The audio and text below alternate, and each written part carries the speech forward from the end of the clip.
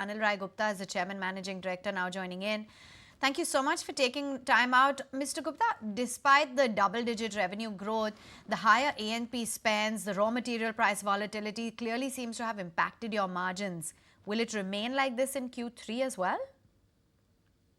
I think as far as higher A&P spends are concerned, it is still on track as per the overall budget for the entire year. But there is a, pullback because of the early season, because of the early Diwali this time as compared to last time. So that has affected the advertising budget for the present quarter. And obviously, there was raw material volatility for our business for cables and wires, which did affect the margins for the domestic wires business, which hopefully should start getting settled in the third quarter and fourth quarter.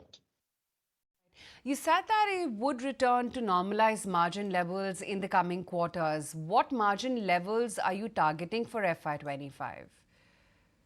No, we've always tried to maintain 13.5% to 14% for Havells standalone, and we'll continue to strive for that. Okay. The company said that it began festive season on a positive note compared to last year. How much of the percentage growth you are expecting this festive season? It's difficult to say at this present moment. It's very early start, but as I said, we have started the festive season on a positive note. So let's hope for the best. Hopefully this positive momentum continues in the coming days. And what kind of revenue growth is the company looking at for FY25? Well, you know very well that we don't give guidance for revenue. So as I said, we should be looking at a good growth in the first half. We have achieved a good, decent growth, and we'll continue to strive for achieving a similar growth in the second half as well.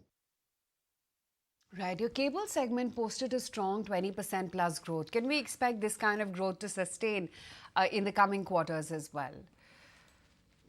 I think this was a little bit accentuated by the fact that we had destocking in the first quarter. So there was a bit of restocking with fluctuation in raw material prices. Initially, at the end of the first quarter, the trade had stopped picking up the material, which had to be filled in the second quarter.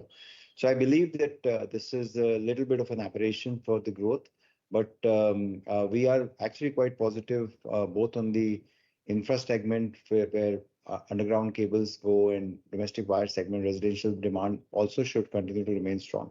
So we should be expecting good growth in cables and wires business overall.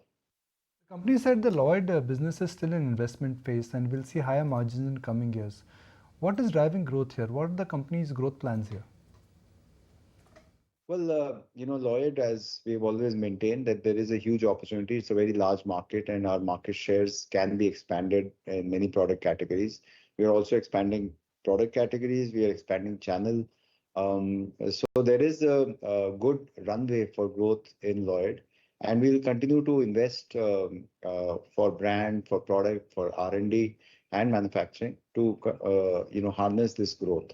So that Lloyd becomes quite a growth engine for Havells in the coming times.